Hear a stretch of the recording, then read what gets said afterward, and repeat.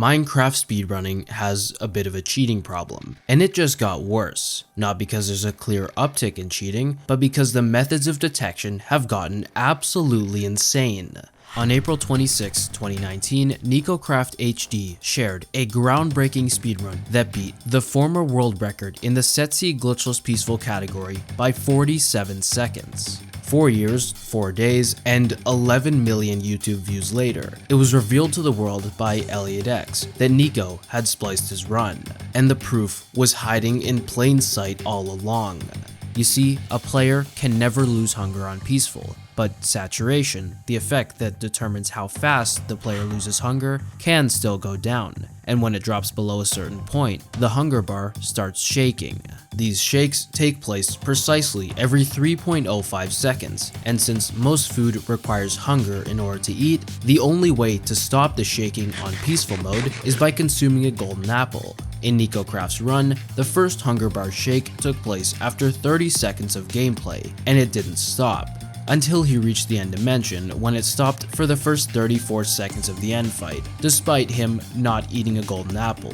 It's an incredibly subtle detail, but there was no refuting the importance of its discovery, since by the mechanics of the game, there was absolutely no way the run was legitimate.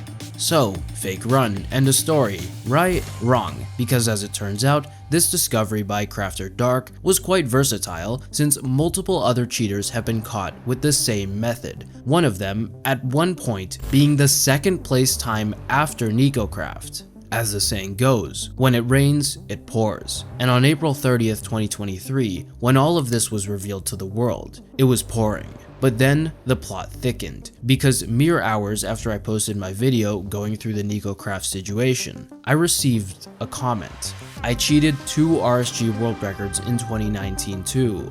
It was from Lide, once a prominent speedrunner in the pre-1.9 random seed glitchless category, but now apparently a cheater. The day was August 7th, 2019, and the last time that Taro Kitchen's name had been anywhere besides first place was April 12, 2014. His dominance over pre-1.9 RSG was unprecedented, and his last world record was a 26:45 that had been on top for nearly 1,000 days. So when Lide posted a run of 25:36, it was a big deal. Not just that Taro Kitchen had been dethroned, but the fact that for the first time in the history of the category, the record had belonged to someone outside of Japan. A month and a half after the run happened, a video was posted by Bscape titled "The Luckiest Minecraft Speedrun Ever," and in it, he broke down how incredible of a run Lide had gotten. Notably, the Nether Fortress's proximity to the portal was amazing, and he left with 5 blaze rods, which meant that if the end portal didn't have 2 Eyes of Ender already present, the run would be dead. However, while searching for the stronghold, one of his eyes broke, meaning that he needed to pull the 11.09% chance of a 3-eye, which is exactly what happened. As of today, this video has over 2 million views and helped boost Lide's run to over 200,000. Quite frankly, there was no reason to believe it was fake. He had posted many prior runs, showing that he wasn't just some clout chaser, but that begs the question, what was his motive? Well, he wanted to get a sub 30 on hardcore mode, something that had only been achieved by 2 people, Illumina and Taro Kitchen. He grinded through the summer of 2019, but the best time he was able to come up with was 31:38, which is truly a testament to just how difficult his goal was. He needed to load into a world with a desert temple in close proximity to spawn, both because in version 1.7 they contained wool, which could be crafted into beds, and also to get tools for entering the nether. Upon entry, proximity to the nether fortress, specifically the blaze spawners, is absolutely crucial, and on top of that, bad blaze rod drop rates could kill a run. Once the runner is through all of that, however, in front of them is by far the most RNG dependent part of the run, getting ender pearls. Being in a desert biome helps with enderman spawn rates, but still, getting enough is far from a guarantee. Even if spawn rates were good, the 50% chance of an ender pearl even dropping could kill a run just as easily. But assuming the runner is able to get enough ender pearls on the first night, only then would they have a chance at a sub 30.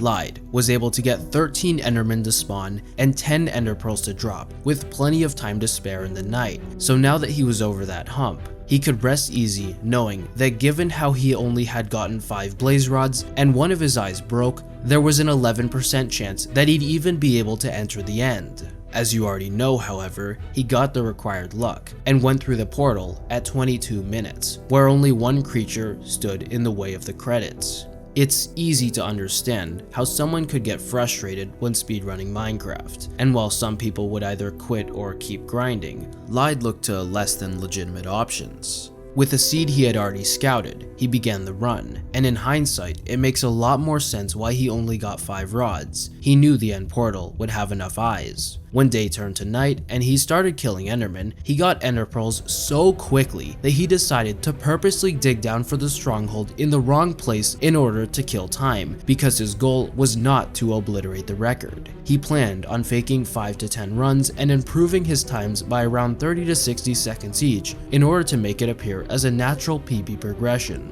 In fact, he had no clue he would be faking a world record. He just wanted a sub 30, but once he saw the result of doing so, it got to his head. On September 27, 2019, not long after the run, Lide started streaming speedruns on his channel, and 2 months into the grind, he got his second world record, a 24:56 that utilized a different strategy for gathering ender pearls. By towering up 128 blocks, setting his spawn at the top, and dying at the bottom, enderman spawns would essentially be reset, meaning that instead of wandering around hoping for spawns, he could just die and try again if none did spawn. This was the first record that utilized what's now called tower strats, and it would not be the last, because this development was absolutely revolutionary. This run was cheated in a similar way to the other record, and Lide has admitted that he only streamed so his time wouldn't be questioned whatsoever, and the plan worked perfectly. But just how much streaming did he do? Well, the record was achieved in his 41st stream in the span of 2 months, each lasting anywhere from 30 minutes to 2.5 hours. He was so dedicated to making his run appear legitimate that he was probably playing enough to get a legitimate world record, but as we now know, he did this to fool everyone. Eventually though, he got bored and decided to quit speedrunning Minecraft. So that brings us to one final question. Why did he come forward about his cheating? He had nearly perfectly spliced together 2 runs and had covered his tracks enough for nobody to suspect anything. If he didn't leave that comment on my video, it's possible that his cheating would have never been known about. So that's exactly what I asked him. IDK, I just like when I get attention, even if everyone would hate me, so I said it to get it. XD.